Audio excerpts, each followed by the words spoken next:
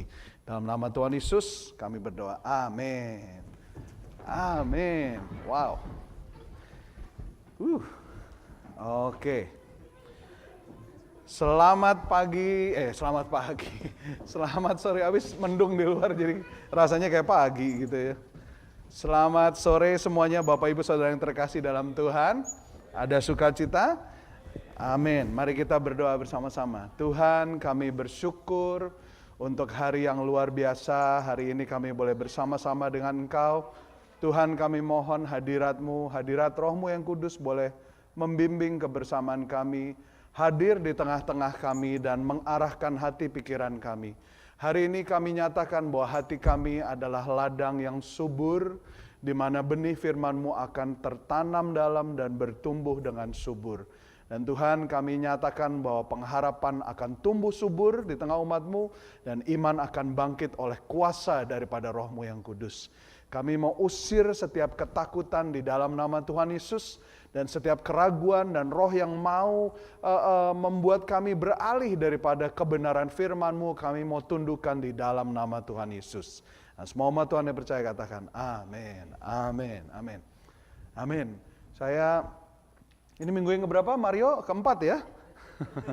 Mudah-mudahan belum bosan. Haleluya. Iya, kita doakan Pastor Ronald yang sedang karantina untuk memastikan supaya beliau sehat, juga doakan juga untuk Kak Jen yang kemarin dapat kabar dapat tes katanya positif tapi beliau dalam keadaan sehat. Jadi doakan supaya Kak Jen juga boleh pulih. Tadi pagi saya cek sudah lebih baik ya kesehatannya. Saya berdoa, saya percaya bahwa ke depan nanti kita tidak akan takut oleh apapun yang terjadi, tapi kita akan percaya dengan perlindungan Tuhan dan kita akan menuju masa depan yang lebih baik. Ada amin semuanya? Oke, minggu lalu kita bicara mengenai building up one another, saling membangun satu dengan yang lain. Kalau ada yang masih ingat ya, kita berbicara mengenai bagaimana di dalam kerajaan Tuhan kita diperintahkan untuk saling membangun satu dengan yang lain ya. Kita baca dari Roma 14 kemarin, saya mau ajak Anda untuk boleh membaca lagi di rumah Roma 14. Karena Roma 14 ini merupakan panduan yang menurut saya sangat vital untuk bagaimana cara hidup berjemaat di dalam kerajaan Tuhan ya. Roma 14 ayat 19 kita belajar minggu lalu dikatakan, sebab itu marilah kita mengejar apa yang mendatangkan damai sejahtera dan yang berguna untuk saling membangun. Yang mendatangkan damai sejahtera, what brings peace and what builds up one another. Jadi minggu lalu kita belajar one of the aspect of one anothering di dalam perjanjian baru di gereja mula-mula itu adalah membangun satu dengan yang lain ya. Kita diajarkan bagaimana pada saat kita nggak yakin karena ada banyak gray areas dalam kehidupan kita, maka kita harus mengedepankan aspek kasih. Ya, we have to put on the law of love to balance between our liberty in Christ and also our knowledge. Kita harus menaruh prinsip daripada kasih untuk menyeimbangkan, membalance antara kebebasan di dalam Tuhan dan pengetahuan kita. Ya.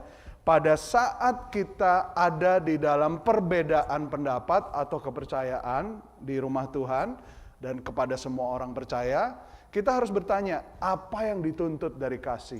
We have to ask ourselves, what is required of love for us to do? Ya, kita harus bermurah hati. Di dalam 1 Korintus 10 ayat 23-24 dibilangkan segala sesuatu diperbolehkan, tapi belum tentu segala sesuatu itu perlu. Segala sesuatu dibolehkan, tapi belum tentu segala sesuatu membangun. Jadi hendaklah kita tidak mencari kepentingan kita sendiri, tetapi kepentingan yang mendatangkan kebaikan buat semua orang. Jadi kita harus mengejar ini untuk membangun satu dengan yang lain.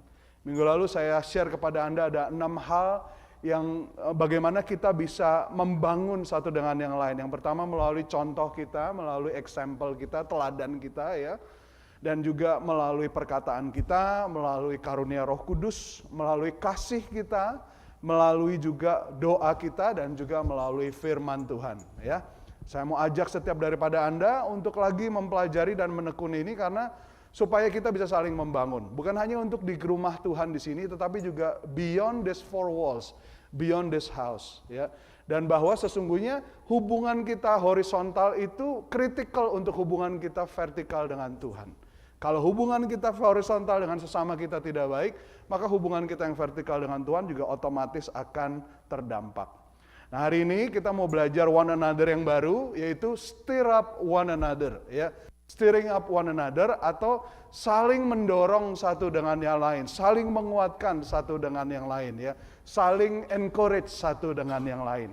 Kita buka sama-sama dari Ibrani pasal 10 ayat 19 sampai dengan ayatnya yang ke-25. Ibrani pasal yang ke-10 ayat 19 sampai dengan ayat yang ke-25. Jadi saudara-saudara, oleh darah Yesus kita sekarang penuh keberanian dapat masuk ke dalam tempat kudus. Karena ia telah membuka jalan yang baru dan yang hidup bagi kita melalui tabir, yaitu dirinya sendiri.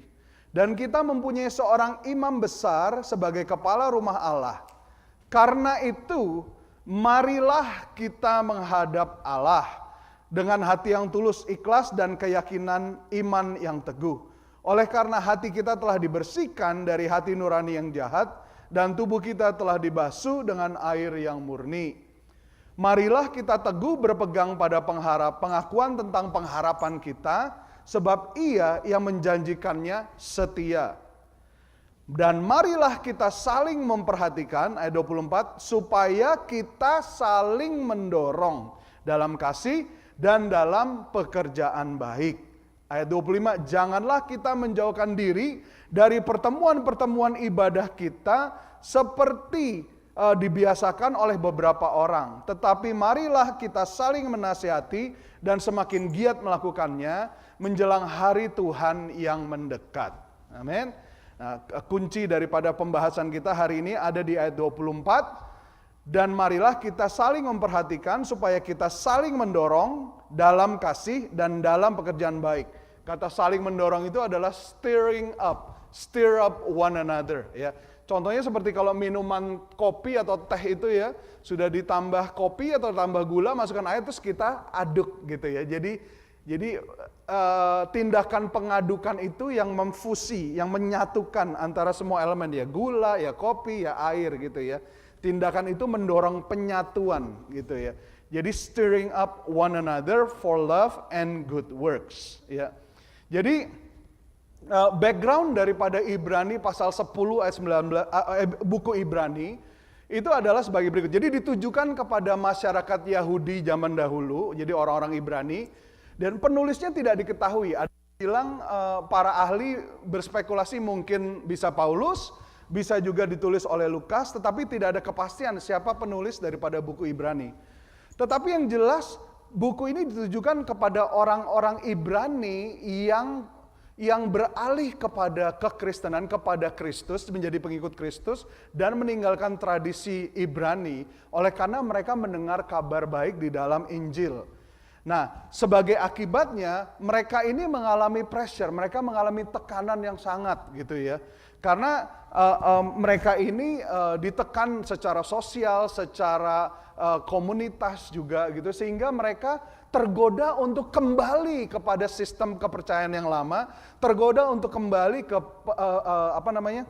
korban bakaran mereka di sinagog dan juga di bait Allah, dan kembali kepada tradisi. Dan itulah sebabnya penulis di Ibrani katakan, kamu ini jangan kembali lagi karena kamu sudah meninggalkan sistem yang lama kepada sesuatu atau seseorang yang lebih baik di dalam Injil Kristus.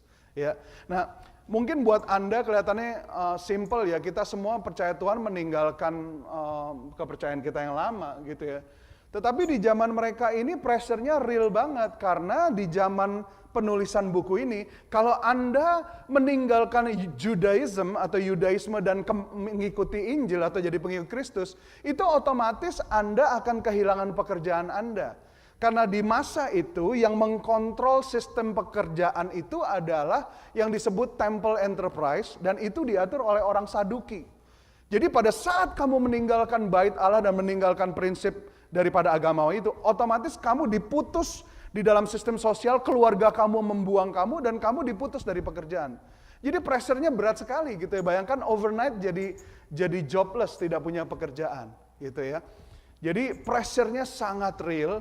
Tetapi yang terjadi adalah pada saat mereka menjadi orang percaya, maka gereja itulah, kumpulan orang percaya inilah yang menjadi keluarga baru mereka. Yang menjadi support system mereka yang baru.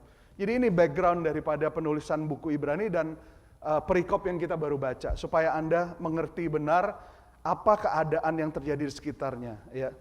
Jadi kata saling mendorong atau stir up itu di dalam bahasa aslinya, ini ada dituliskan dalam berbagai terjemahan ya, kalau dalam Alkitab bahasa Inggris. Yang pertama itu bisa diartikan juga spur one another, spur one another. Kata spur one another itu berasal dari, kalau ada yang ingat mungkin kuda itu ya, cowboy, ada yang ingat cowboy ya, itu kalau naik kuda di bootsnya itu, di bawahnya itu ada apa? Itu namanya spur, itu yang roda bulat itu ya.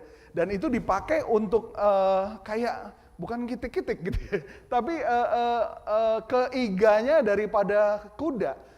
Tujuannya untuk apa? To drive the horse dan juga untuk menetapkan kecepatan daripada kuda gitu loh ya. Jadi to spur one another itu is like driving one another. Jadi keeping the pace of one another, menentukan laju satu dengan yang lain. Gitu ya. Kata stir up juga di dalam terjemahan lain dikatakan stimulate one another, menstimulasi satu dengan yang lain. Kata stimulate itu konsep dasarnya adalah memperkenalkan satu agen lain atau satu zat lain untuk menimbulkan sesuatu. Jadi contohnya misalnya kalau garam itu adalah zat yang bisa menstimulasi air liur keluar. Tahu ya? Coba Anda ambil garam, taruh di mulut, langsung air liur itu keluar. Nah, dalam hal ini berarti garam adalah stimulan. Karena dia bisa membuat proses salivating atau peliuran itu keluar. Nah, jadi hendaklah kita ini, bukan kita jadi air ludah, bukan. Tapi maksudnya kita harus menjadi orang yang menimbulkan gairah atau mendorong orang lain untuk maju, untuk bertumbuh, untuk lebih giat, untuk jadi lebih baik. Ada amin semuanya? Jadi stimulate. Kata yang terjemahan yang lain juga disebut motivate. Menjadi memotivasi atau encourage one another. Memberikan kekuatan, memberikan courage. Nah ini yang paling kontroversial adalah kata provoke. Ya, provoke one another. Kata provoke atau stir up ini artinya provoke to irritate atau to agitate. Itu ini nggak enak ya kayaknya kata irritate gitu ya kan, membuat orang tuh irritated gitu ya. Tapi jujur aja seringkali kita tidak berubah sampai kita mengalami gangguan, betul nggak? Ya, kita nih biasanya nggak berubah sampai kita punya comfort zone itu digugat. Gitu. Saya belum pernah melihat orang bertumbuh di dalam kenyamanan, tetapi kebanyakan orang bertumbuh pada saat dia mengalami ketidaknyamanan. Nah, itu dia, kita harus menjadi provokator, kita harus menjadi agitator, tapi yang menuju kepada kasih dan kepada apa dikatakan to love and apa tadi? Pekerjaan baik gitu ya. To love and good works. Jadi hendaklah kesatuan kita satu sama lain, kita menjadi provokator kebaikan, provokator yang membuat kita menjadi berbuat lebih baik satu dengan yang lain. Ada amin semuanya? Jadi ini adalah sinergi daripada gereja mula-mula. Nah, stirring up one another atau saling mendorong ini pada sejatinya, secara intinya, esensinya ini adalah sebenarnya berbicara tentang konsep Alkitabiah yaitu accountability. Ya, saya nggak tahu ini terjemahan Indonesianya apa, accountability. Tapi pada dasarnya seseorang yang mempunyai accountability, dia mengerti bahwa dia tidak berdiri sendiri, tetapi dia bertanggung jawab dengan orang lain. Kalau Anda mempelajari konsep dasar akunting, ya disiplin dari akunting, Sony akunting ya kalau nggak salah dulu kuliahnya ya. Ini di dalam sistem akunting itu basically dari dua lajur debit kredit, basically at the end, di bottom itu di akhir penulisan harus sama. Betul ya, antara pengeluaran dan pendapatan itu ya istilahnya harus match lah gitu. Jadi everything is accountable, dapat dihitung. Nah itu prinsipnya accountability. Jadi kita nggak bisa hidup misterius, tetapi kita harus punya yang namanya accountability. Kalau dalam bahasa Inggrisnya artinya kita answerable to someone. Jadi kita nih punya tanggung jawab kepada orang lain. Punya atasan atau punya orang yang bisa menjadi check and balance buat diri kita. Nah, stirring up one another ini pada esensinya adalah sebuah akuntabilitas. di dalam pengajaran firman Tuhan. Accountability itu alkitabiah, Bapak Ibu Saudara sekalian. Kita nggak bisa hidup semau kita, nggak bisa. Kalau Anda menjadi orang Kristen tapi masih hidup semaunya dan nggak mau dibilangin orang lain, berarti Anda mendefinisi agama baru. Karena di dalam kekristenan, kita sebagai anak Tuhan harus punya accountability. Dan accountability itu seperti salib, vertikal, horizontal. Jadi dua aspek ini, ada dua ayat singkat yang menjelaskan akuntabilitas kita. Yang pertama Roma 14 ayat 12, yang kedua Efesus 14 ayat 12. Ya, Roma 14 ayatnya yang ke-12, di situ jelas dibilang bahwa demikianlah setiap orang di antara kita akan memberi pertanggungan jawab tentang dirinya sendiri kepada Allah. Setiap daripada kita, we are to give an account to God. We are accountable to God. Kita harus memberi jawab kepada Tuhan. Dan yang berikutnya Efesus 4 ayat 12 mengajarkan, rendahkanlah dirimu seorang kepada yang lain di dalam takut akan Kristus. Submit to one another out of reverence of Christ. Jadi kalau kita menundukkan diri kita satu dengan yang lain, karena kita menghormati Kristus. Bukan karena kita menghormati sekedar orang itu, tapi terutama karena kita menghormati Tuhan. Kata submit itu di dalam bahasa aslinya artinya menundukkan diri dan meminta saran atau nasihat daripada orang lain. Ya, sepintar-pintarnya kamu perlu rendah hati. Sekaya-kayanya kamu, sekuat-kuatnya kamu, sebijak-bijaknya kamu butuh orang lain. Dan saya percaya bahwa apabila kamu rendah hati, kamu bisa belajar dari siapa saja dan dari apa saja. Alkitab ajarkan kita lihat kepada semut. Itu yang paling rendah, nggak ada yang lebih rendah dari semut. Cacing mungkin. Ya, tapi semut lumayan rendah lah ya, dia bilang belajar dari semut. Yang menyediakan makanannya pada saat musim panas. Yang bergantung giat, bekerja, dan punya koordinasi kerjasama yang baik. Ya. Kalau kamu rendah hati, kamu bisa belajar dari siapa saja, dari apa saja. Nah itu konsep dasarnya. Jadi dua dinamika ini, kita accountable kepada Tuhan dan kita accountable kepada sesama kita. Ada amin semuanya?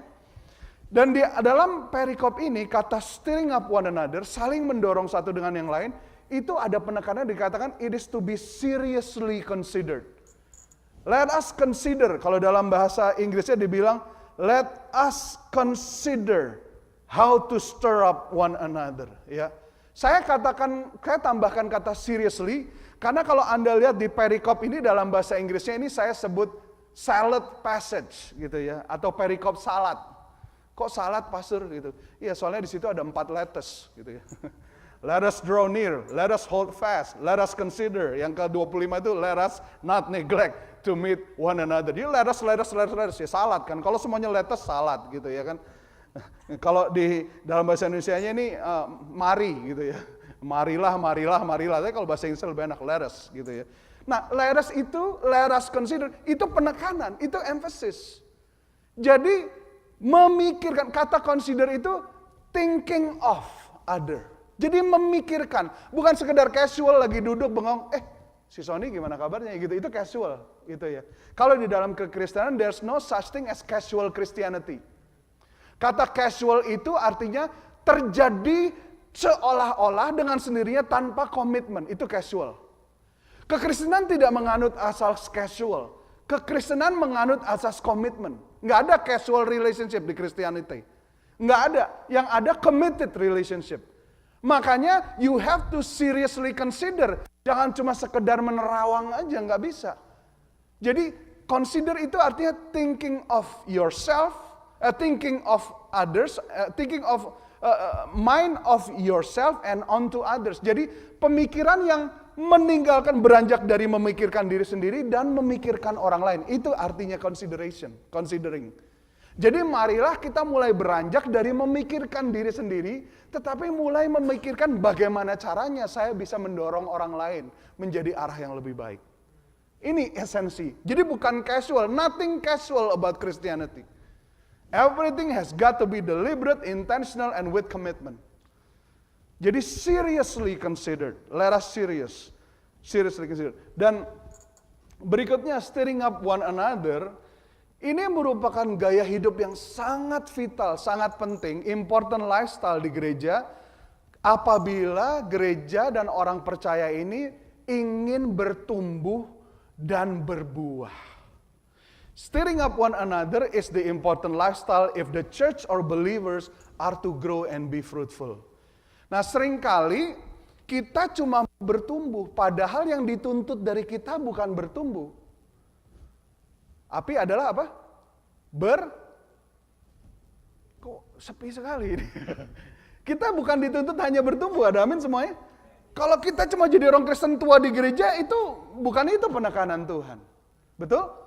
Kalau cuma bertumbuh, kita cuma tahu banyak firman berbuah, kita melakukan apa yang kita ketahui. Kalau bertumbuh, yang nikmatin kita, badan kita, hidup kita. Kalau berbuah, yang nikmatin orang lain. Nggak pernah ada pohon apel, toto, nyedot sendiri buahnya. Karena lapar makanan pohonnya, jadi dia butuh makanan, dia makan sendiri buah. Enggak, buah itu konteksnya dinikmati oleh bukan pohon. Jadi di dalam Alkitab, itu bukan pertumbuhan yang dicari. Goal akhirnya adalah keberbuahan. Yesus marah pada saat dia melihat pohon yang tumbuh subur, daunnya lebat, enggak ada buahnya. Nah, itulah fokus dunia, self-help for growth. Kalau firman Tuhan, fokusnya bukan for growth, tapi fruitfulness. Nah, kalau kamu goalnya fruitfulness, nggak bisa kamu cuma diri sendiri. Seperti ranting itu nggak boleh terlepas dari pokok. Seperti pokok anggur itu terhubung dengan cabang-cabangnya. Buah adanya di cabang, tapi kalau cabang tidak melekat pada pokok, dia tidak akan pernah berbuah. No matter how good you are, how handsome, how pretty, how rich, how knowledgeable you are, but if you are separated, detached from Jesus Christ and from one another, kamu nggak akan berbuah. Bertumbuh mungkin, berbuah belum tentu. Dan yang dituntut Tuhan adalah berbuah. Jadi untuk berbuah kita butuh orang lain. Untuk berbuah kita butuh orang lain. Ada amin semuanya? Boleh katakan sama-sama, untuk berbuah saya butuh orang lain. Amin. Berapa banyak di sini yang punya sirup batuk? Atau obat apa aja deh, ada lah ya. Gitu. Kalau Anda lihat baik-baik di labelnya obat itu, ada tulisannya di bawah. Shake well before use. Betul gak? Ya, kenapa? Karena obat itu, liquid, kalau udah taruh di kabinet kelamaan, itu akan mengendap zat aktifnya, betul gak? Meninggalkan sedimen di bawah atau endapan. Makanya kalau kamu minum cuma nggak dikocok, kamu nggak dapat esensi yang sesungguhnya. Seringkali perlu dikocok dulu. Makanya firman Tuhan bilang, we must stir up one another. Paulus ngomong kepada Timotius di 2 Timotius 1 ayat 6, kobarkan karunia Allah yang ada padamu, stir up the gift of the Holy Spirit that is in you.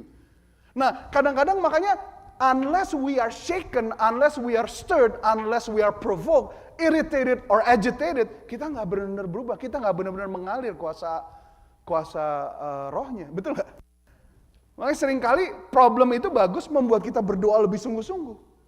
Tapi kalau kamu hanya berdoa kalau kamu ada masalah, ya kamu hidupnya akan penuh masalah. Karena Tuhan begitu mengasihimu. Dia nggak mau kamu suam-suam kuku, dikasih masalah terus biar kamu berdoa terus. Nah, marilah kita berdoa tangan tunggu masalah. Tapi sejujurnya karunia, ya esensi, jus itu terjadi pada saat ada crushing. Olive, ya minyak zaitun itu terjadi oleh karena ditekan, diremas, gitu ya. Jadi ini dia Bapak Ibu Saudara yang terkasih dalam Tuhan. Ini prinsip yang penting buat kita. Kita perlu orang lain karena tanpa orang lain kita nggak bisa bertumbuh apalagi berbuah. Ya. Dalam Amsal 27 ayat 17 dibilang bagus sekali, dibilang iron sharpens iron, one man sharpens one another. Besi menajamkan besi, manusia menajamkan sesamanya. Kata sharpen itu artinya apa? Membuat orang fierce, eager ya, haus dan lapar, atau membuat orang alert. Jadi ini kata yang baik kan? It is good that you become somebody that is spiritually hunger, somebody that is alert, orang yang alert, yang waspada gitu ya. Orang yang eager, yang driven. Tetapi itu hanya terjadi pada saat iron sharpens with iron.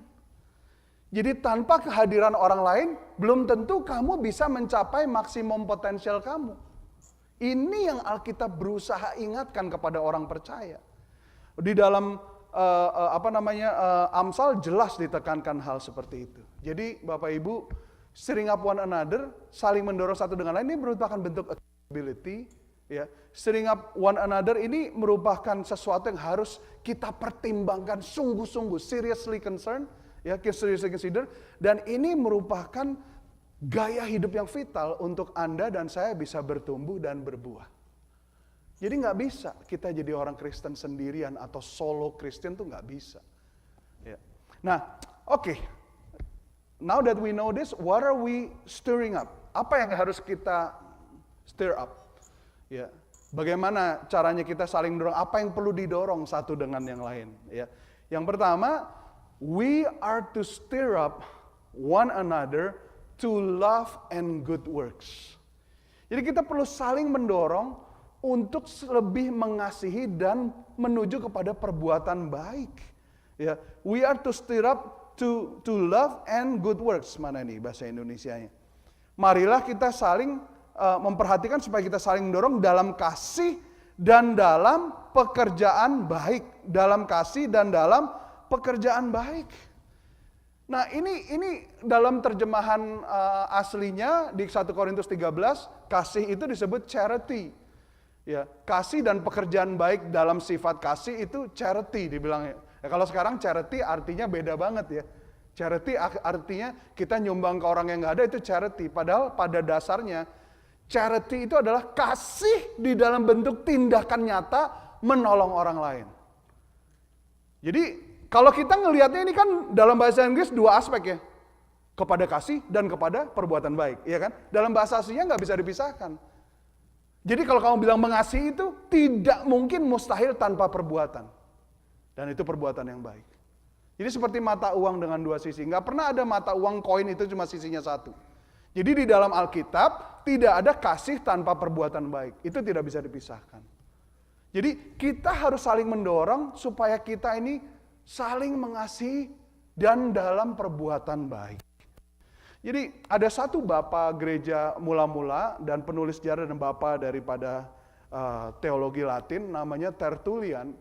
Tertullian ini menulis sebuah laporan bagaimana di zaman itu, di zaman gereja mula-mula ini pemerintah Romawi sangat curiga dengan gereja mula-mula karena pertumbuhan mereka yang begitu pesat. Ya. Nah, sebagai akibatnya karena mereka diduga tidak setia dengan kekaisaran Roma, mereka mengirim mata-mata. Mereka mengirim mata-mata untuk masuk dalam kumpulan gereja mula-mula gitu ya. Dan ke rumah-rumah di mana terjadi perkumpulan gereja mula-mula. Dan waktu mereka kembali, mereka tuh memberikan laporan yang kira-kira ini seperti ini menurut laporannya Tertullian. Dia bilang begini, orang Kristen ini adalah orang yang aneh. Ini mata-matanya bilang ya. Karena mereka bertemu di ruangan yang kosong, dan mereka selalu berbicara tentang nama dari seseorang, yaitu Yesus, yang tidak ada di ruangan itu. Tetapi mereka sepertinya sangat-sangat mengharapkan untuk orang itu hadir pada saat-saat, pada setiap saat, bisa hadir setiap saat. Gitu ya. Kemudian mereka menutup laporan dengan berkata nih, tetapi betapa mereka mencintai dia, Yesus, dan betapa mereka mencintai satu dengan yang lain. Jadi ini spice ini dari pemerintah ateis yang tidak percaya Tuhan gitu ya. Masuk ke gereja mula-mula laporannya begitu. These Christians are strange people. They meet in an empty room. They talk about a person named Jesus who's not there, but they seem to expect him to be there at any time. And my, how they love him and how they love one another. Wow. Luar biasa. Ya. Coba, yang membuat mata-mata ini kagum itu adalah bagaimana gereja mula-mula ini sangat mengasihi the invisible Jesus dan mengasihi the visible brethren. Ya kan? Coba, kalau hari ini ada mata-mata dari US of A, Uncle Sam, itu disusupkan ke RCBC. Ikut ke Carousel atau ikut Zoom meeting lah sekarang gitu ya. Makanya jangan males, Carousel di rumah. Senang amat di Zoom terus. Ya. Terus ketemu, kira-kira laporannya apa? Wah, mereka berantem, masalah makanan aja berantem. Kebaktian belum kelar udah pada sibuk. Mikirin makanan atau apa. Ini mau vacation, bentar lagi kita Thanksgiving kan, mau kemana katanya. Jangan berantem nih kalau gara-gara mau ngelihat sight and sound aja berantem. Lu ntar mata-mata bilang apa? Ini mungkin bercanda, tapi kalau situasinya dibalik kira-kira laporannya sama nggak? Padahal menurut kita masih menyembah Tuhan yang sama, betul nggak? Buku yang sama, dari yang disembah oleh mereka di zaman itu dan dari buku yang sama. Kira-kira laporannya, kalau mendadak ada mata-mata datang ke rumah kita, ngelihat keluarga kita, laporannya apa? My, how they love their big screen. How they love their hobby. Ya kan? Kita harus mulai mengevaluasi hidup kita berdasarkan kasih.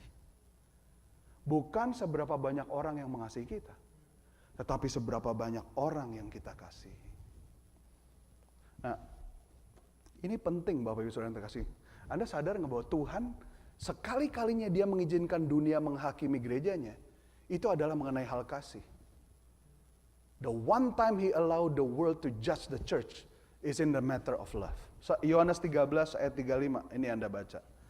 Kan ayat 34 Tuhan bilang, aku memberikan perintah baru kepadamu yaitu kamu saling mengasihi. Sama seperti aku telah mengasihi kamu, demikian pula kamu harus saling mengasihi.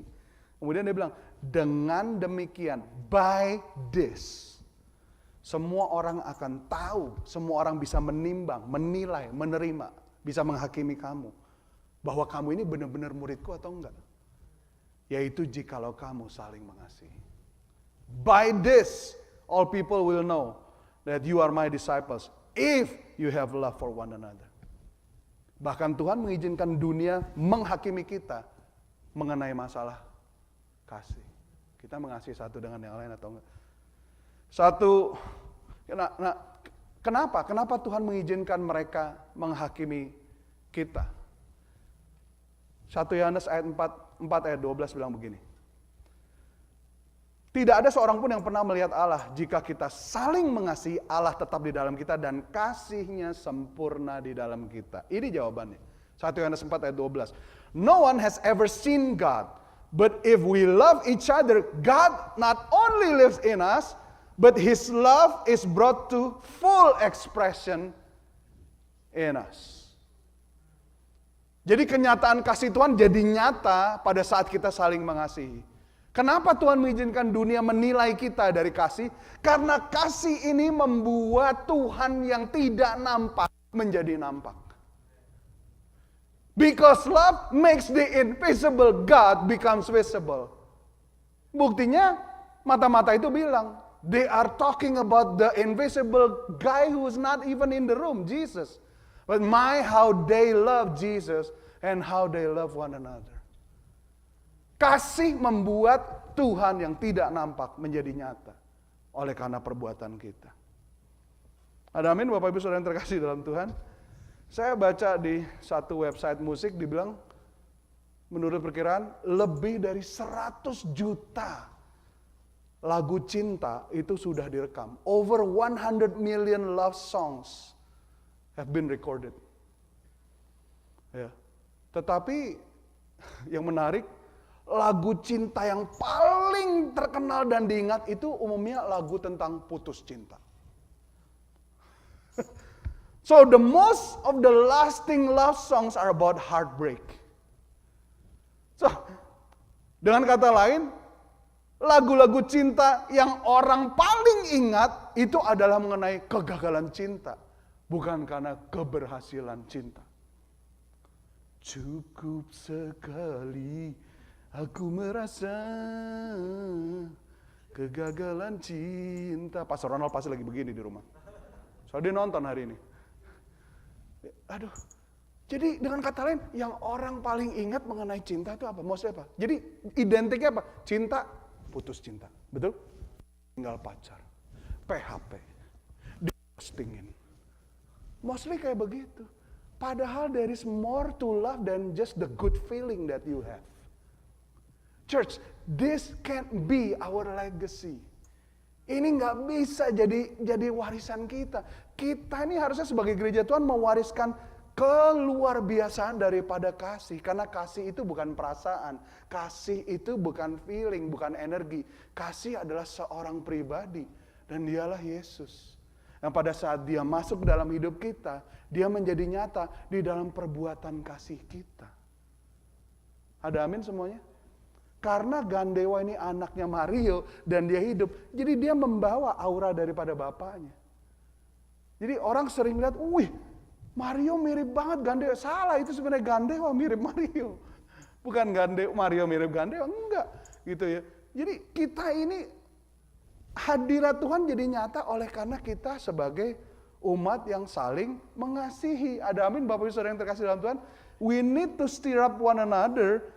Itu to love and to good works. Yang kedua, we are to stir up one another to meet together. Untuk saling berjumpa. Nah ini loh. Ya. Jangan kita menjauhkan diri dari pertemuan-pertemuan ibadah kita seperti dibiasakan oleh beberapa orang. Kebiasaan. Kalau dalam bahasa Inggrisnya dibilang habit. Kalau dalam bahasa Inggris dibilang habit. Nah kalau bahasa Inggris tuh habit itu apa ya? Artinya tuh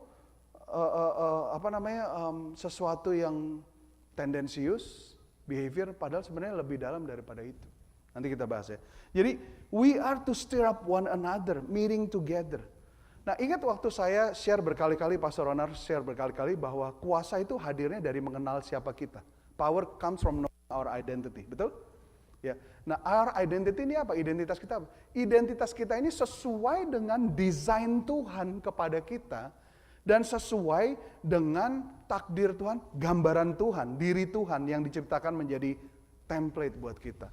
Ini Kejadian 2 ayat 18 bilang begini. Ya, Kejadian 2 ayat 18 dibilang, Tuhan Allah berfirman, tidak baik. Semua katakan sama-sama, tidak baik. Kalau manusia ini seorang diri saja, ya kan? Jadi the Lord God says it is not good that man should be alone. Kata alone ini, Bapak Ibu Saudara yang terkasih dalam Tuhan, di dalam bahasa Ibrani itu adalah B-A-D, bacanya bad. Nah, kalau dalam bahasa Inggris bacanya bad. Ya kan? Alone is bad. Jadi buruk. Kata alone ini artinya terpisah, separation. Separated. Gambarannya adalah anyone or anything that is apart or separated from the whole or from something else. Jadi seseorang atau sesuatu yang terpecah atau terpisah dari keseluruhan atau dari orang lain. Alone, isolated. Nah ini loh Tuhan bilang tidak baik. Ya, kita lanjut ya. Kejadian 1 ayat 26, mundur lagi dari awal. Kejadian 1 ayat 26 bilang begini. Nah ini Power comes from knowing our identity, and our identity is embedded in who God is, betul kan? Identitas memberikan kekuatan, dan identitas kita melekat kepada identitas Tuhan, ya kan? Nah ini Tuhan bilang begini, marilah kita, ya kan, menciptakan manusia, baiklah kita menjadikan manusia menurut gambar dan rupa kita, supaya mereka berkuasa, ya kan? Saya nggak usah panjang-panjang sampai situ. Nah Anda perhatikan ayat ini baik-baik. Let us. Us itu single atau plural? Us itu satu atau banyak? Banyak, ya kan? Banyak. Let us make man. Man itu satu atau banyak? Man kalau pakai E plural, betul ya, pakai I gitu, man, M-I-N. Tapi kalau M-A-N single. In fact kata man ini dalam bahasa Ibraninya itu apa? Adam. Ini bukan cuma berbicara manusia, berbicara seseorang, yaitu Adam. Marilah kita menjadikan Adam. Ya kan? Us. In apa? Our. Our itu satu orang atau lebih? Maksudnya satu pribadi atau lebih? Lebih. After our likeness. Iya kan? Nah tapi yang menarik, iya kan? Let us make one. Adam. Kemudian berikutnya dikatakan, let what? Let them have dominion. Them itu satu atau banyak? Banyak. Jadi Tuhan menjadikan manusia itu konsepnya sesuai dengan gambar dan rupa Tuhan. Tapi mereka hanya akan berkuasa pada saat mereka ini bersinergi. Kalau ayat berikutnya dibilang, and according to God's likeness and image, He created man and woman. Jadi ngerti gak ini? Ya. Jadi kita diciptakan Tuhan ini seperti gambar dan rupa Tuhan. Dan Trinitas ini mengajarkan kepada kita bahwa esensi daripada kehidupan itu adalah hubungan. Karena Tuhan adalah Allah hubungan. God is a relational God. God is a community and He made us for community. God the Father, Son, the Holy Spirit. Tuhan ini adalah Allah yang berinteraksi dalam bentuk komunitas. Allah Bapa, Allah Putra, Allah Roh Kudus. Kalau dikatakan kita diciptakan menurut gambar dan rupa Tuhan, berarti kita juga diciptakan menurut konsepnya Dia. Kita diciptakan untuk berada di dalam sebuah komunitas. It is not good for men to be alone. Tidak baik manusia hidup seorang diri saja. 2 Petrus 1 ayat 3 sampai 4 dibilang begini. His divine power has given us everything we need for a godly life, so that through them you may participate in the divine nature. Jadi melalui hal tersebut, melalui janji itu, kamu bisa mengikut ambil bagian di dalam kodrat ilahi, the divine nature of God. Ya kan? Jadi kita harus hidup according to the partaker, we are the partaker of the divine nature of God. Kita ini hidup menjadi bagian daripada kodrat ilahi. Kodrat ilahi apa? God is relational. Harta terbesar adalah harta hubungan, bukan benda. God is a community and He created us according to His image. Berarti kita juga, we are destined to be in a community. And if we are to have dominion, let them have dominion over. Itu artinya apa? Unless we are operated together in a community as a whole, there will not be real dominion. Tidak akan terjadi real dominion. Ini bukan perkataan saya, ini perkataan Tuhan. Ada amin Bapak Ibu Saudara yang terkasih dalam Tuhan. Nah, Daud ini mengatakannya dengan sangat tepat di dalam Mazmur 68 ayat 5 sampai dengan ayat yang ke-6.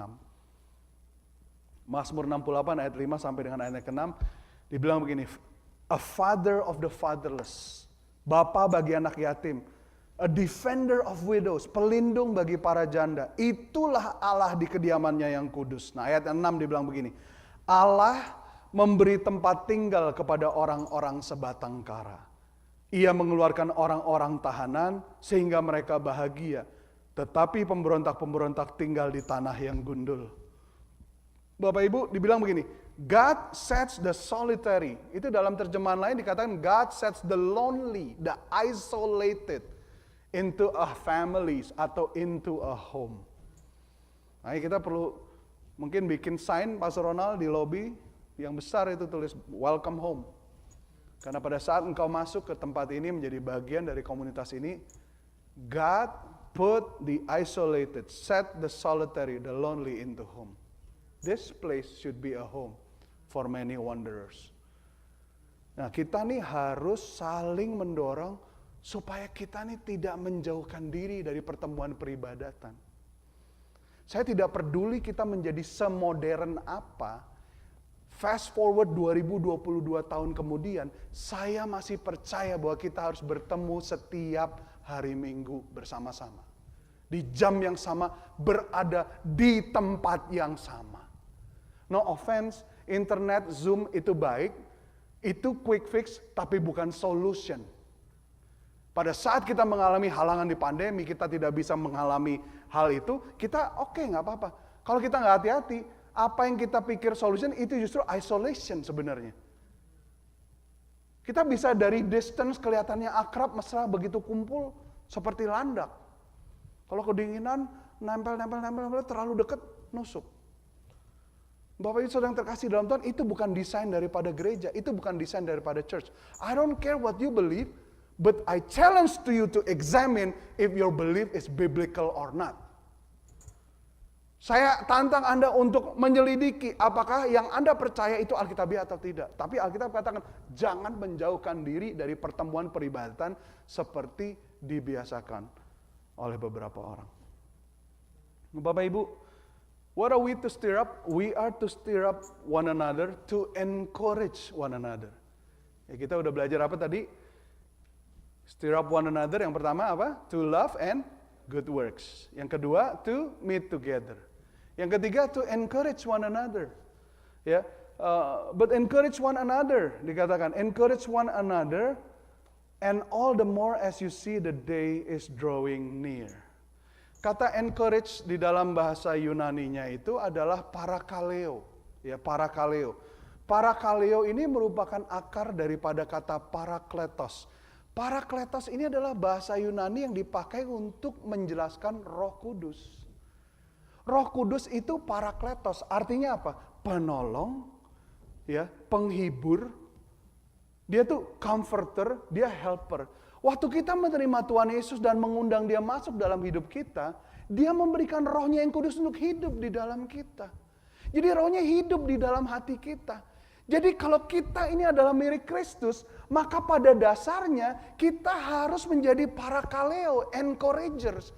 Karena roh parakletos itu ada di dalam diri kita. Halo? Kalau Anda dimasuki api, berarti secara otomatis Anda akan menjadi apa? Panas. Simple. Betul. Coba kalau Anda ngantongin ikan asin, Anda pasti akan bau.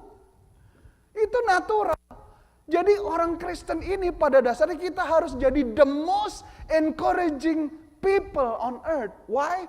Because yang kita undang ke dalam diri kita adalah roh penghibur. Roh penolong. Lah tapi kalau orang Kristen kerjaannya mencerca, mengkritik, menjatuhkan orang lain, ngegosipin orang lain, tidak pernah akur dengan yang lain. Saya kadang-kadang bertanya, ini yang masuk parakletos atau paranoia? Yang masuk apa? Dikatakan, we are to encourage one another.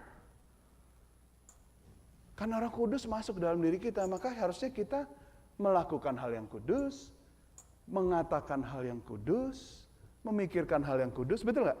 Bahkan melalui tindakan kita, kita bisa menguduskan orang lain, harusnya memimpin mereka kepada kekudusan, betul nggak? Itu harusnya begitu dong. I challenge you to think in that regards. Nah, di Alkitab ada satu model yang baik pada saat berbicara mengenai encouragement, yaitu seorang rasul yang bernama Barnabas. Ya. Barnabas di dalam Kisah Rasul pasal yang keempat ayat yang ke-36, itu dibilang, demikian pula dengan Yusuf yang oleh rasul-rasul disebut Barnabas, artinya anak penghiburan, seorang Lewi dari Siprus. Jadi dari para rasul ini ada seorang rasul yang mungkin tidak seterkenal rasul yang lain.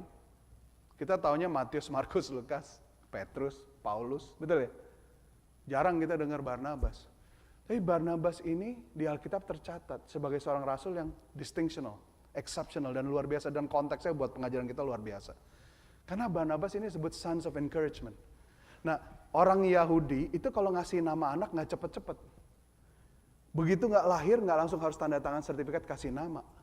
Dia tunggu dulu, dia akan melihat gerak-gerik anaknya sampai ketahuan kira-kira karakternya anaknya seperti apa. Dia kasih nama mirip dengan karakternya. Gitu loh. Nah makanya namanya Yusuf tapi disebutnya Barnabas. Karena apa? Karena dia son of encouragement. Karena dia adalah figur yang paling sering encourage other people, even among the ministry member. Saya mau share kepada Anda secara cepat aja apa yang saya adaptasi dari penulisan Dr. Rod Cooper, yaitu berbicara mengenai the Barnabas model. Ya. Jadi Barnabas model. Barnabas ini adalah seorang encourager yang luar biasa karena 5 hal ini yang tercatat. Yang pertama, dia adalah seorang yang generous, yang murah hati. Ya, jadi encouragers by nature are generous. Di dalam ayat yang ke-37 dibilang, dia menjual ladang miliknya, lalu membawa uangnya itu dan meletakkannya di depan kaki rasul-rasul. Ya kan? Dan kemudian Barnabas ini, as an encourager, accept you where you are. Menerima kamu di mana kamu berjalan, di mana kamu berada. Kamu mulai dari mana dia terima. Ini dia lakukan kepada seorang petobat baru yang bernama Saulus. Yang dijamah Tuhan pada saat menuju ke Tarsus. Dan akhirnya kita kenal dia sebagai Paulus.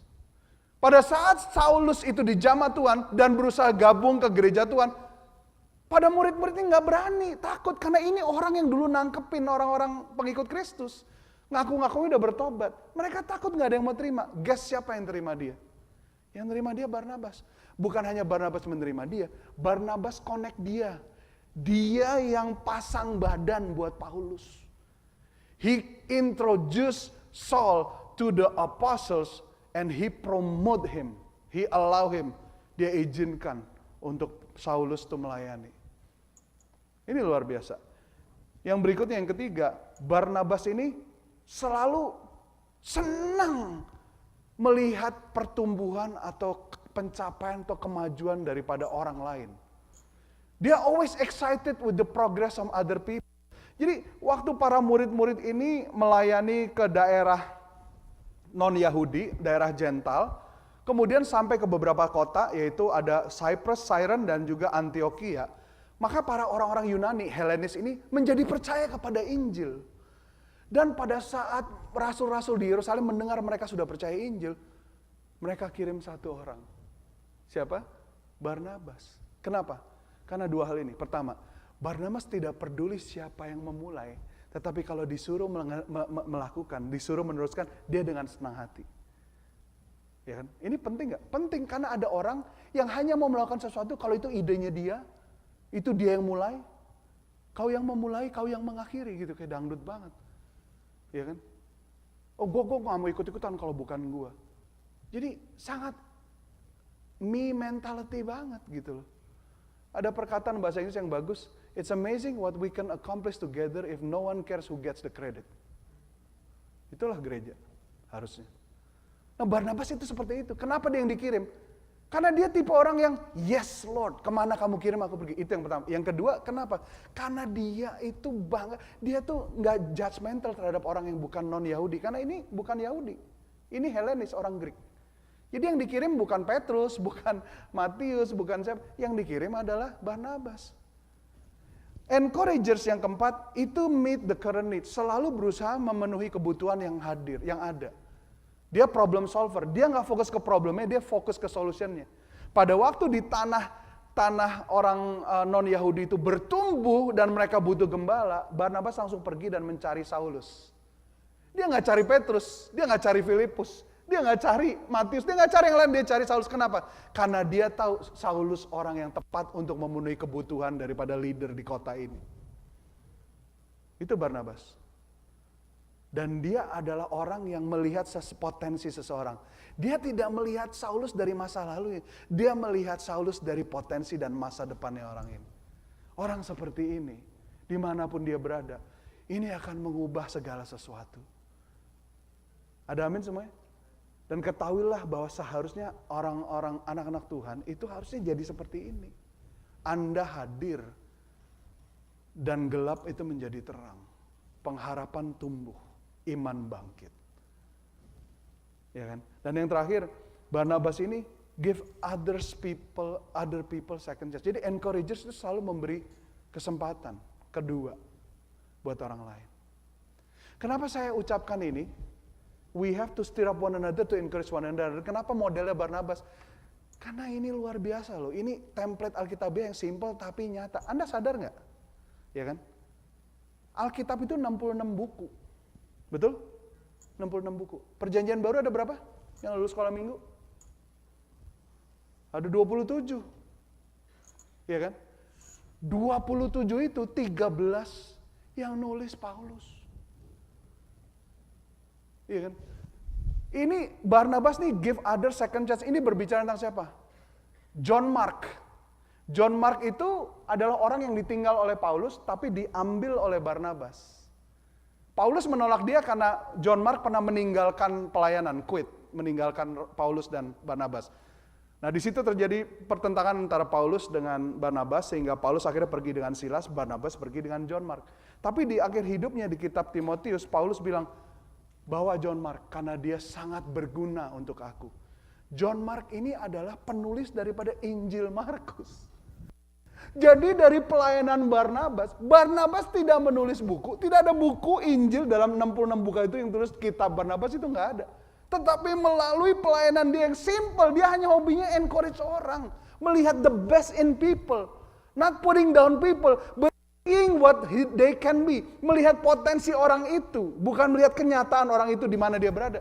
Hanya dengan pelayanan simple itu, dia melahirkan 2 pelayan yang menulis 20% daripada Alkitab. Anda pikir encouraging people itu simple, kecil? You never know who you encourage. Saya ada di tempat ini karena ada hamba Tuhan yang me-encourage saya. Pada saat saya masih nggak jelas kelakuannya pecicilan, nggak jelas gimana, dia panggil saya, I see what you can become. Pada saat saya ngomongnya masih belum lurus, dia kasih pulpitnya, I know God has a word in you and through you. You can preach it. I would not be where I am now. Dan saya nggak sombong, Bapak Ibu, saya ini udah ada beberapa gereja yang saya terlibat dalam pendiriannya. Saya pribadi ada 3. Saya nggak bisa melakukan itu kalau bukan karena ada seorang hamba Tuhan atau orang yang percaya dan encourage saya. Karena encouragement kita bisa mengubah sejarah. Saya punya bapak rohani yang saya sendiri nggak percaya diri saya, dia katakan, saya melihat kamu. I saw what you can become. I do not see you where you are now, but I see what you are capable of with the Holy Spirit. Kita butuh orang-orang Kristen seperti itu, yang bisa menguatkan orang lain dan membawa orang itu kepada destiny-nya.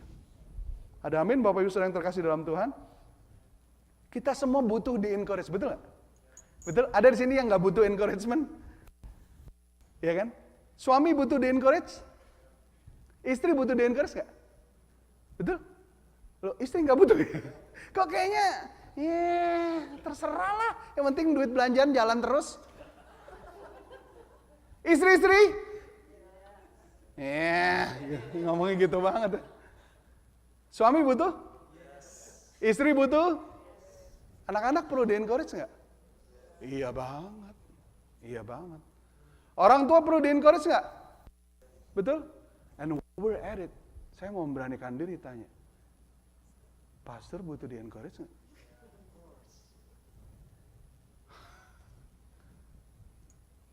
Ya dia hubungannya sama Tuhan, dia sama Tuhan deket banget, nggak perlu lah, dia yang doain kita. Ada lagunya itu, pastor juga manusia, punya hati, punya rasa. Saya serius loh. Saya memberanikan diri saya dengan segala resiko untuk minta kepada Anda. Encourage your pastor. Pray for your pastor. Speak good about them. Kalau pray kan nggak ketahuan ya. Nggak ada yang tahu. Saya nggak tahu Anda doain saya atau enggak. Tapi kalau Anda kritik saya pasti tahu. Karena kritik nggak pernah disimpan diam-diam. Pray for your pastor and encourage your pastor. Text them. Pastor, keren loh. No, but I seriously text them. Jesus aja bisa discourage loh. Ya kan? Ini saya ada statistiknya. Dari tahun 2021 sampai 2022, boleh ya saya minta waktu sedikit ya. 2021 sampai 2022, jumlah pastor yang, ini di data Barna Research, jumlah pastor yang nyata-nyata dan serius memikirkan untuk mengundurkan diri, itu naik sejak pandemik. Tahun 2021 itu 42%. Tahun 2022, 58%. 58%. Ya. Nih statistiknya lagi. Ministry Challenge, pastor yang berpikir untuk quit. Ya kan? Apa sih yang membuat mereka berpikir quit? 56% katakan stres yang amat sangat di dalam pekerjaan mereka. Masa sih ngurusin saya stres? Elah ngurusin lu stres lagi. Kalau lu nya nggak mau diurus ya stres. Nggak mau dibilangin ya stres lah. Ngurus anak stres nggak? Nah, ya jawab sendiri. 43% berpikir untuk quit karena apa? Karena feel lonely and isolated. Ya itu, pastor lah dekat sama Tuhan, gak perlu lah kita makan, gak perlu lah kita doa, gak perlu lah. Dia udah deket banget sama Tuhan. Tuhan muntah, dia jadi khotbah. Gak perlu. Ya kali. Ya gak Pastoron? Pastoron ngangguk.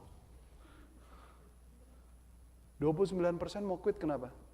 Karena mereka nggak happy ngelihat efek daripada pelayanan kepada keluarga mereka, kepada pernikahan mereka dan anak-anak mereka. Saya kalau di pressure saya tahan, tapi yang kasihan istri saya, yang kasihan anak-anak saya, mereka nggak pastor, yang pastor saya kok. Tapi seringkali yang disalahin mereka. Wah ini istrinya nih nggak ngomongin nih. Itu masa anak pastor begitu sih? Ya namanya juga anak pastor, kalau pastornya begitu salahin. Anaknya namanya juga anak-anak. Ya kan? Ini di research. In your current church, where is the senior pastor from 10 years ago? 44% menjawab, I was the pastor then and I am still the pastor. 44%. 56% senior pastor no longer serve at the church. 56%. Puji Tuhan, saya udah di gereja ini 25 tahun. Pastor Ronald udah di gereja ini 16 tahun. Dan masih going strong and we love doing what we do, we love you, we love our church. Tapi 56% enggak. You think they need encouragement? They do. They do. So, dengan rendah hati saya mau kasih proposal. Kalau boleh. Encourage your pastor. Encourage them. Pray for them. Ya, Pastor Ron nomor teleponnya 603. Tenang Pastor Ron. Okay. We are to stir up one another apa? To have good habit. To have good habit. Ya. Tadi apa? Stir up one another apa yang pertama? Nyatet nggak?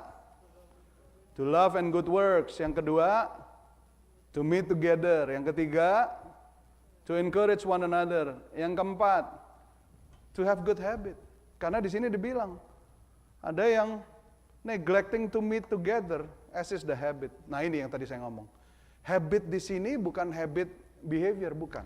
Bahasa Yunaninya adalah ethos. Bukan atos ya. Ethos. Ethos itu artinya adalah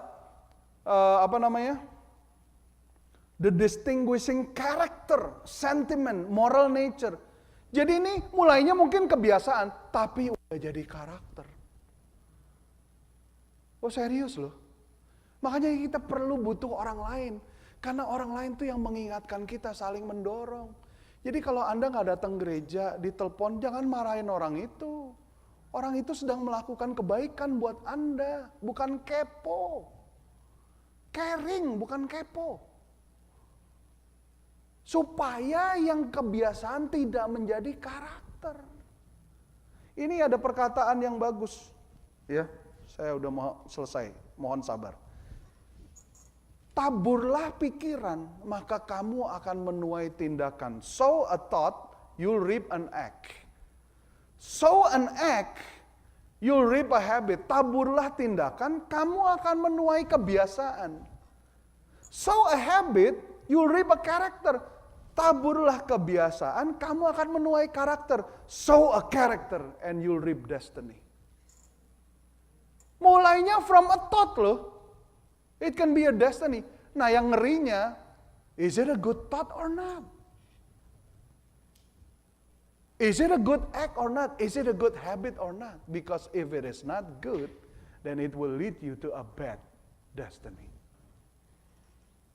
Ada amin semua? Come on church. Ayo kita saling mengingatkan. Bro jangan begitu.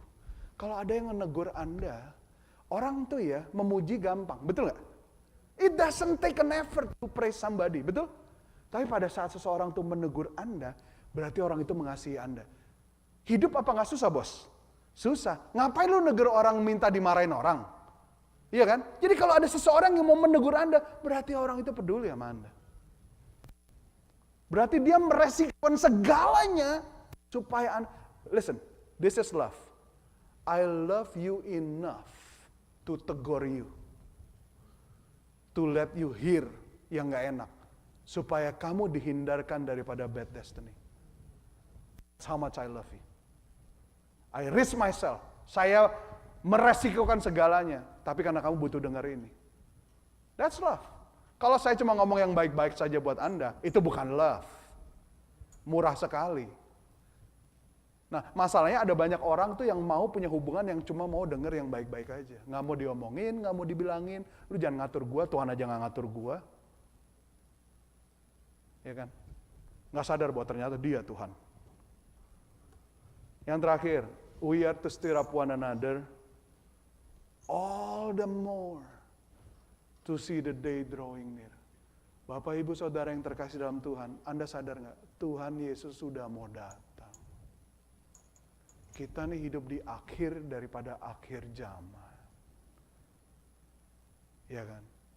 Kus Plus saja tahu ini zaman edan. Tuhan Yesus menegur bangsa Israel. Kamu ngelihat langit merah tahu bakalan hujan. Ngelihat langit cerah kamu tahu bakalan terik. Kok kamu gak bisa melihat tanda-tanda zaman? Ini udah akhir zaman. Kita kalau tidak mau semakin lebih giat lagi mengasihi dan berbuat baik satu dengan yang lain. Ya kan? Encourage one another. Meeting one another. Saling mendorong untuk punya good habit. Mau ngapain lagi kita? Apa sih yang kita cari? Suatu saat kelak, foto-foto kita di Instagram itu gak akan dicek Tuhan. Kamu udah liburan kemana aja, kamu udah punya apa aja, kamu ketemu sama siapa aja, kamu makan apa aja. Tuhan gak peduli lu makan di kafe apa. No offense, saya juga punya Instagram, saya juga publish. No condemnation, tapi in the end what matters itu adalah apa yang memuliakan Tuhan, apa yang sesuai dengan firman Tuhan. Yang matter itu adalah apa yang kita lakukan kepada sesama tubuh Kristus. Karena Tuhan mengasihi gerejanya dengan kasih yang membakar. A consuming passion, dan dia jealous banget kalau kita memberikan kasih kita dan perhatian kita kepada hal yang lain yang bukan kepada dia. Mari kita lebih giat. Kalau kita nggak lebih giat mau saling mengasihi, saling menguatkan, saling mengingatkan, saling mendorong, kita mau giat apa lagi? Kita mau giat apa lagi? Kita ini gereja Tuhan. We are to stir up one another. Ada amin Bapak Ibu Saudara yang terkasih dalam Tuhan. Saya tutup ya. Ibrani 10 ayat 24 sampai 25.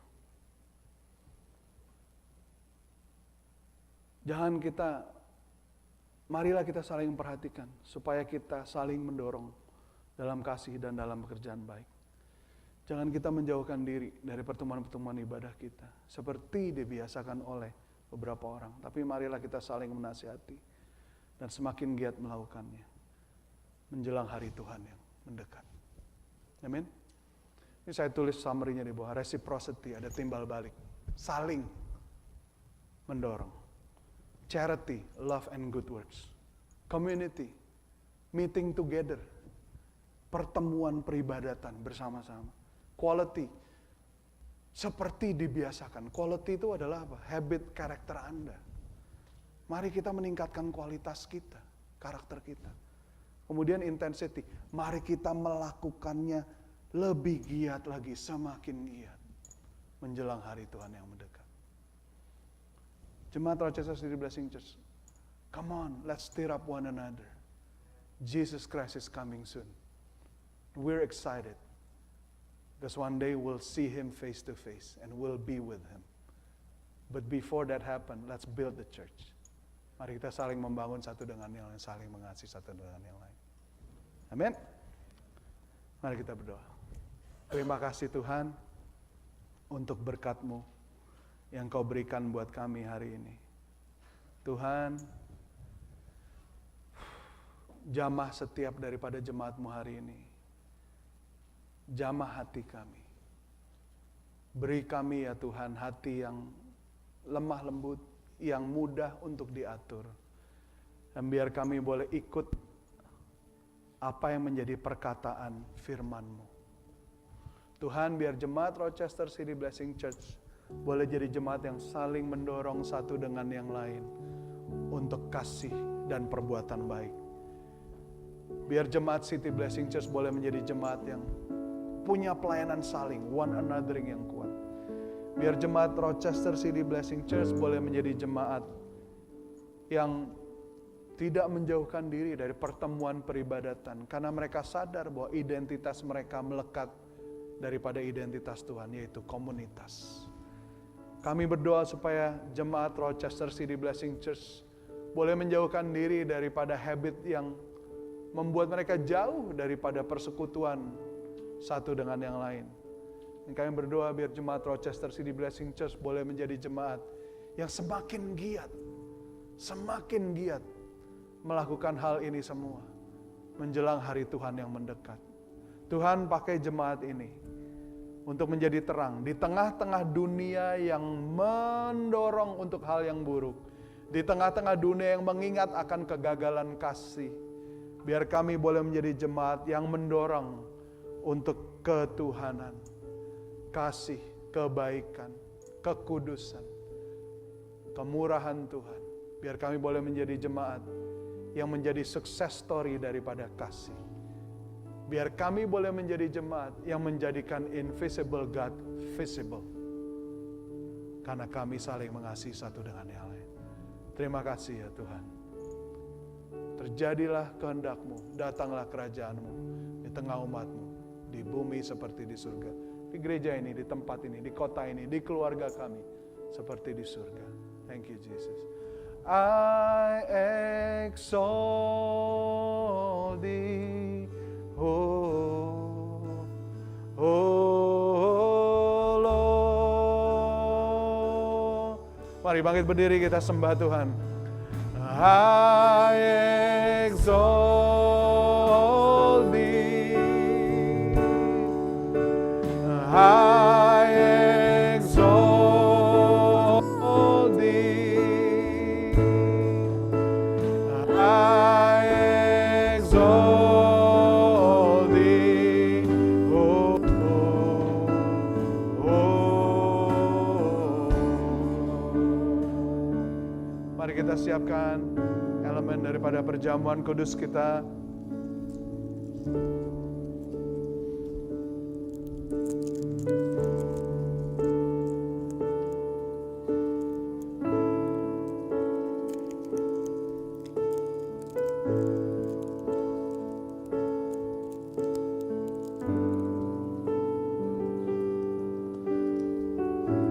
Saya berdoa supaya setiap daripada Anda boleh ingat akan apa yang menjadi dasar dari segala sesuatu yang kita lakukan, yang kita perkatakan. Hari ini saat Anda memegang elemen daripada tubuh dan darah Kristus, ini yang menjadi dasar dari apa yang kita katakan dari tadi dan kita lakukan. Dan hari ini Bapak Ibu Saudara yang terkasih dalam Tuhan, mari kita angkat roti dengan tangan kanan kita, yang adalah perlambang daripada tubuh Kristus yang sudah diserahkan dan dihancurkan bagi kehidupan kita. Bahwa pada malam sebelum Ia diserahkan, pada saat Ia berkumpul bersama dengan murid-muridnya, Dia mengambil sebuah roti dan sudah mengucap berkat, Dia memecahkannya dan berkata, roti ini adalah tubuhku yang telah diberikan kepadamu. Terimalah dan makanlah, dan ingatlah akan aku.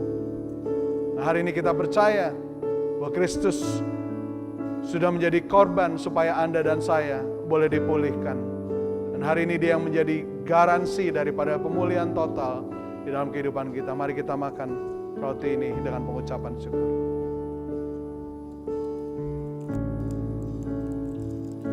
Demikian pula pada saat yang sama sesudah makan Ia mengambil sebuah cawan dan mengatakan bahwa cawan ini adalah lambang dari perjanjian yang baru yang dimeteraikan oleh darah Kristus.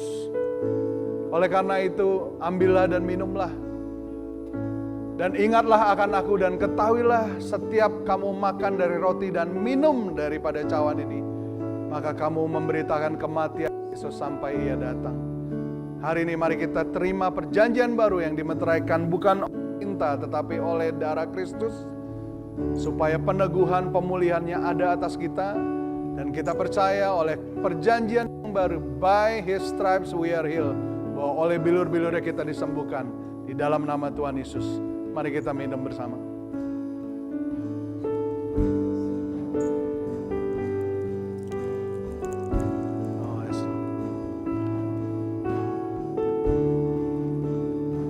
Oh yes, Lord. Come on, let's sing it again. I exalt thee.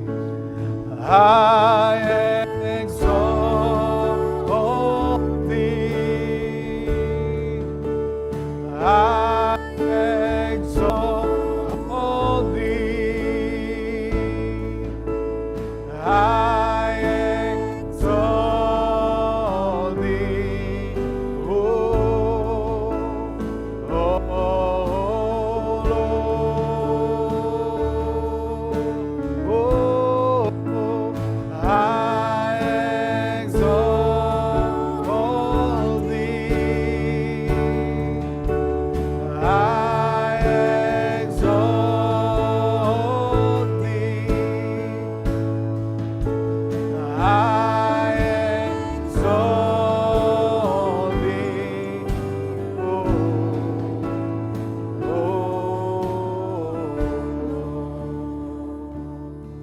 Jemaat yang dikasihi Tuhan, pulanglah di dalam damai sejahtera daripada Allah Bapa, dan terimalah berkatnya atasmu hari ini. May the God of hope fill you with all joy and peace as you trust in Him, so that you may overflow with the hope by the power of the Holy Spirit. The Lord bless you and keep you. The Lord make His face shine upon you and be gracious to you. The Lord turn His face toward you and give you peace. May the favor of the Lord our God rest upon you and establish the work of your hands always until the end of time. Semoga Allah sumber pengharapan memenuhi kamu dengan segala sukacita dan damai sejahtera di dalam iman kamu, supaya oleh kekuatan kuasa Roh Kudus kamu berlimpah-limpah di dalam pengharapan. Tuhan memberkati engkau dan melindungi engkau. Tuhan menyinari engkau dengan wajahnya dan memberi engkau kasih karunia. Tuhan menghadapkan wajahnya kepadamu dan memberi engkau damai sejahtera. Dan kiranya kemurahan Tuhan Allah kami atas kami dan meneguhkan buatan tangan kami dari sekarang dan sampai selama-lamanya. Dan semua umat Tuhan yang percaya katakan amin. Amin. Tuhan memberkati.